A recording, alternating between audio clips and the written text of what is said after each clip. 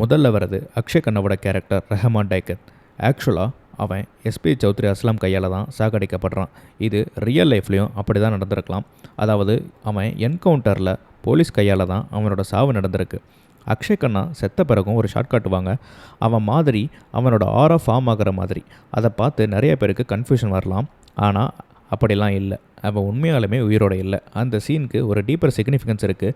நீங்கள் நல்லா நோட்டீஸ் பண்ணிங்கன்னா பேக்ரவுண்டில் அசத்தோமா சத்காமையா பாடல் ப்ளே ஆகிட்டு இருக்கும். அது ஒரு சாந்தி மந்த்ரா. இதோட டீப்பர் மீனிங் என்னென்னா, ஒருத்தனை டார்க்னஸில் இருந்து லைட்டுக்கு கொண்டு போகிறது, டெத்தில் இருந்து இம்மோர்டாலிட்டிக்கு கொண்டு போகிறது. அதோட மீனிங் என்னென்னா, அக்ஷய் கண்ணாவோட கேரக்டர் செத்துட்டான், பட் பீப்புள் மெமரிஸில் இம்மோர்டல் ஆகிட்டான். அடுத்து வர்றது சஞ்சய் தத்தோட கேரக்டர் எஸ்பி சௌத்ரி அஸ்லாம். எஸ்பி சௌத்ரி அஸ்லாமோட அசாசினேஷன் 2014 நடக்குது. நாம் இப்போ பார்க்குற ரெஹமான் டைக்கத் ஸ்டோரி 2009 முடிஞ்சது. அதுக்கப்புறம் சில வருஷங்களுக்கு பிறகு சௌத்ரி அஸ்லாம் அதே மாதிரி ஆப்ரேட் பண்ணிகிட்டே இருக்கார். நிறைய மிலிட்டன்ஸை என்கவுண்டர் பண்ணியிருக்காரு. லயாரி டவுனில் ஒரு ஃபுல் ஆப்ரேஷன் நடந்தது. நிறைய க்ளீனப் நடந்தது. அதுக்கப்புறம் தான் அவரோட அசாசினேஷனும் நடக்குது.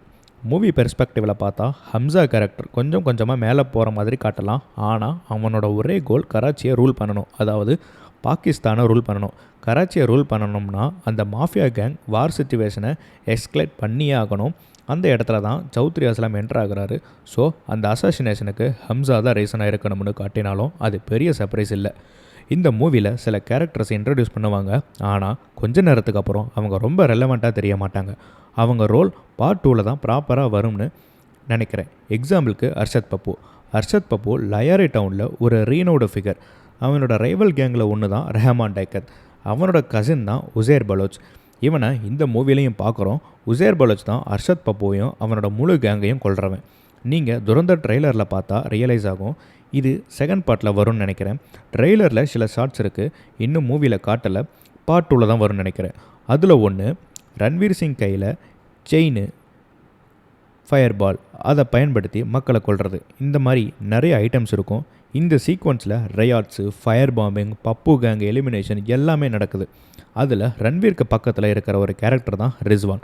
பார்ட் 1 இவன் வர்றான். ஆனால் கிளியராக இவன் யாருன்னு எக்ஸ்பிளைனே பண்ணலை. இவன் ஒரு அண்டர் கவர் ஏஜெண்ட்டாக இருக்கலாம், பட் சான்சஸ் ரொம்ப ரொம்ப கம்மி. பிகாஸ் துரந்தர் எண்டிங்கில் கிளியராக சொல்லுவாங்க, பாகிஸ்தான் அண்டர் வேர்ல்டுக்குள்ளே ஒரு இந்தியன் அசட் அனுப்புறது இதுதான் ஃபர்ஸ்ட் டைம் அப்படின்னு. டெரரிஸ்ட் மிலிட்டன்ஸ்க்கு முன்னாடியே அனுப்பியிருக்காங்க, பட் அண்டர் வேர்ல்டுக்குள்ளே இல்லை. ஸோ ஹம்சா தான் ஃபஸ்ட்டு அசட்னா ரிஸ்வான் அங்கே இருக்கிறது சென்ஸ் ஆகாது. பட் அங்கே இருக்கிற அந்த சாச்சா சொல்லுவார், ரிஸ்வானுக்கு லக்கு, டைரெக்டாக அவன் அர்ஷத் பப்பு கேங்கில் என்ட்ரி கிடச்சது.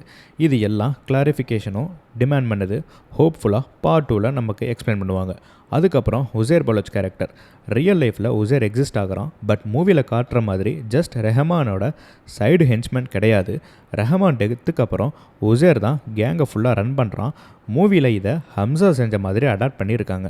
இதுதான் மூவியோட ரன்னிங் தீம். அதாவது ஈவெண்ட்ஸ், கேரக்டர்ஸ் எல்லாமே ரியலாக இருக்கும், ஆனால் டீட்டெயில்ஸில் இவங்களோட க்ரியேட்டிவ் லிபர்ட்டி யூஸ் பண்ணியிருக்காங்க. ஹம்சா கேரக்டரை பற்றி ரியல் ஹிஸ்ட்ரி எதுவுமே கிடைக்கல. பிகாஸ் அவன் ஒரு ஆப்ரேஷன் துரந்தரில் ஒரு இந்தியன் அசட். ரன்வீர் சிங் கேரக்டருக்கு மூவியில் நேம் ஹம்சா அலி மசாரி. எண்டிங்கில் தான் அவனோட உண்மையான பேர் ரிவீல் ஆகுது, ஜஸ்கீரத் சிங் ராங்கி. ஆப்ரேஷன் துரந்தரில் death sentence or life imprisonment பெற்றவங்களை தான் செலக்ட் பண்ணுவாங்க. ஸோ ரன்வீர் சிங் கேரக்டர் ஏதோ ரொம்ப ப்ரூட்டுவலாக செஞ்சுருப்பான் போல். ட்ரெய்லர் கிளிம்சஸில் ஆக்ஸு, கன்னு, ப்ரூட்டல் ஸ்கில்லிங்ஸ்லாம் நிறைய தெரியும்.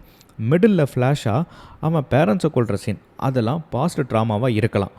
பார்ட் 2 இதையெல்லாம் டீப்பாக எக்ஸ்ப்ளோர் பண்ணுவாங்கன்னு நினைக்கிறேன். ஹம்சா டைரியில் இன்விசிபிள் இங்கில் லிஸ்ட் இருக்குது.